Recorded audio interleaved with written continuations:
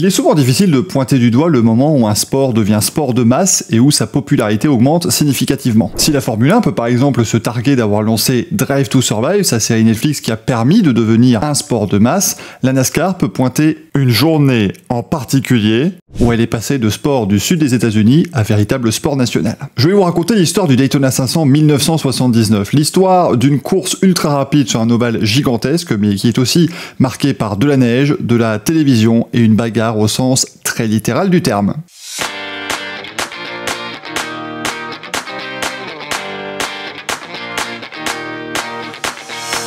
La NASCAR, acronyme de National Association for Stock Car Auto Racing, est fondée en 1949 sous l'impulsion de Bill France. Très vite, elle va dépasser le cadre du sud des États-Unis pour devenir un sport national avec des courses partout en Amérique, près de 60 épreuves dans les années 70. À la fin de l'année 1971, Bill France va donner les rênes de la NASCAR à son fils Bill France Jr., qui fera basculer le sport dans ce qu'on appelle l'ère moderne, à savoir l'ère de la Winston Cup qui durera jusqu'en 2003. Fini les courses en semaine, fini les courses courtes de moins de 400 km, le calendrier n'est plus composé que d'une trentaine de dates qui gagnent donc chacune en standing. Plusieurs épreuves restent évidemment les plus importantes de la saison, à commencer par le Daytona 500. Créé en 1959, cette course est devenue une véritable institution aux États-Unis et c'est la course principale du calendrier de la NASCAR. La pièce finale du puzzle pour vraiment faire rentrer la NASCAR dans une autre dimension, c'est évidemment la télévision. Pour la toute première fois en cette année 1979, une course de 500 miles, soit 800 km, sera diffusée en intégralité et en direct à la télévision.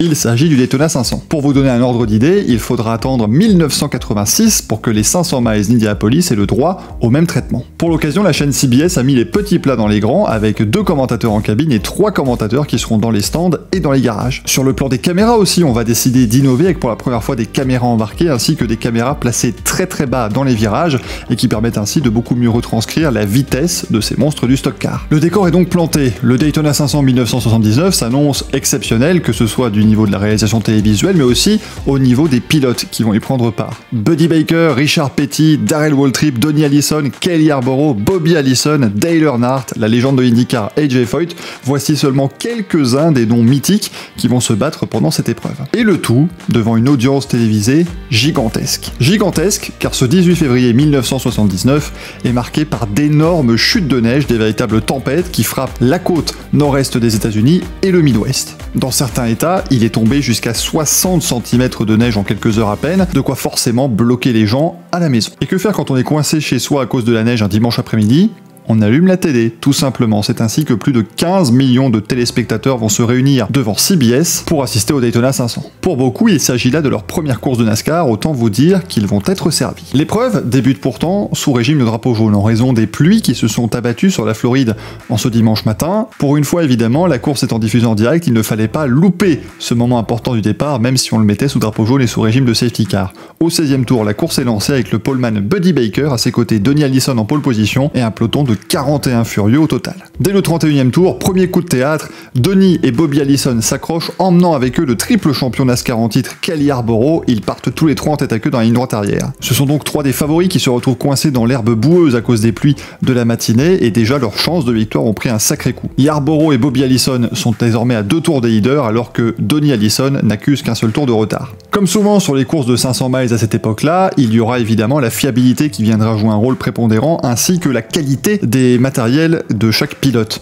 C'est ainsi que le poleman Buddy Baker abandonnera sur problème moteur au 39e tour. On perdra également des favoris tels que Neil Bonnett ou encore David Pearson qui eux aussi seront contraints à l'abandon. Bobby Allison perdra plusieurs tours au fur et à mesure de l'épreuve, il n'est plus vraiment concerné par la bagarre aux avant-postes, mais Donnie Allison et Cale Yarborough parviendront à rentrer jusque dans le tour du leader. Et à 22 tours de l'arrivée, ce sont ces 2 pilotes qui sont en tête du Daytona 500 avec près d'un demi-tour d'avance sur le reste du peloton. Je vous parlais tout à l'heure de la qualité du matériel, ça n'était pas pour rien. Quand je vous disais que les pilotes impliqués dans l'accident du 31e tour étaient 3 favoris, je ne vous mentais pas, très clairement. Les derniers tours se résument donc à un duel entre ces 2 pilotes, et c'est dans la dernière boucle que cette course atteindra le statut de course de légende. Allison mène toujours devant Yarborough à la sortie du 2e virage. Yarborough, avec sa voiture numéro 11, attaque à l'intérieur de la ligne droite arrière. Allison, dans la numéro 1, le pousse jusque dans l'herbe. Cale Yarborough met 2 roues dans l'herbe, ce qui déstabilise sa voiture. Les 2 pilotes se percutent et vont taper le mur à l'entrée du virage numéro 3. C'est l'abandon pour les 2 leaders de l'épreuve.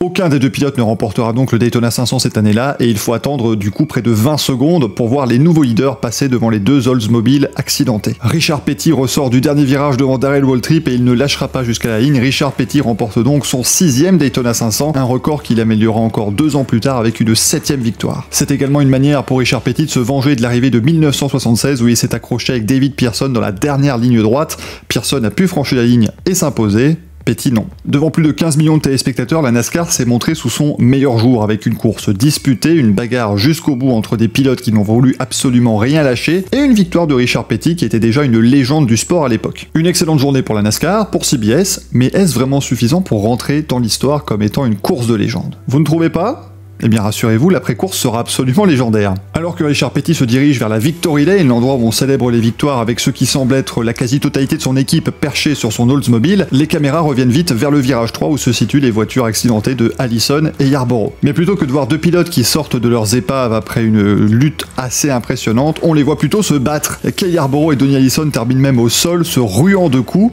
devant la quasi-totalité de l'Amérique. Et si ça ne suffisait pas, Bobby Allison a arrêté sa voiture dans ce virage-là, et il est allé donner un petit coup de main à son frère Donnie. C'est une image qui ne dure que quelques secondes, c'est vraiment quasiment furtif à la télévision, mais ça deviendra le sujet de conversation préféré à la machine à café le lundi matin. La NASCAR était officiellement devenue un sport de masse. Pour vous donner une idée de l'importance de cette bagarre, le patron de la NASCAR, Bill France Jr., a évidemment été questionné par les journalistes. Allait-il donner une amende aux belligérants de ce combat?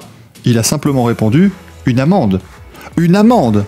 Bon sang, mais je devrais plutôt leur donner un bonus. Pour le commentateur de la course, Ken Squire, ce qui semblait être un mauvais moment avec cette altercation était en fait un point d'exclamation sur tout ce qu'est ce sport. Des pilotes pour qui il est tellement important de gagner qu'ils mettent leur vie en jeu, et en fin de compte, ils étaient frustrés, et cette frustration a simplement débordé. Ken Squire fut également l'un des principaux artisans de la diffusion par CBS de cette épreuve à la télévision. Beaucoup l'ont d'ailleurs dit dès l'époque, si Ken Squire n'avait pas été là, il aurait peut-être fallu encore attendre 10 ou 20 ans avant que les courses de NASCAR ne soient diffusées à la télévision. Croyez-moi, après le Daytona 500 en 1979, on a quasiment tout diffusé depuis. Le boom national de la NASCAR est en effet en partie arrivé grâce à la séparation de l'IndyCar en deux entités distinctes en 1996, mais le boulot avait déjà été largement entamé par le Daytona 500 de 1979. Vainqueur de la course, Richard Petty ajoutera 2 ans plus tard une 7e victoire au Daytona 500 pour accompagner ses 7 titres de champion de la série principale de la NASCAR. Surnommé le King, il est l'une des légendes de ce sport dans lequel il est encore actif via le Legacy Motor Club qui a pris la suite de sa propre écurie, le Petty Enterprises. Poleman malheureux, Buddy Baker prendra sa revanche dès 1980 en s'imposant dans le Daytona 500. Devenu commentateur télé après sa carrière de pilote, il nous a quitté le 10 août 2015 à l'âge de 74 ans. Enfin, les protagonistes de la bagarre du siècle, Donnie Allison, Bobby Allison et Cale Yarborough,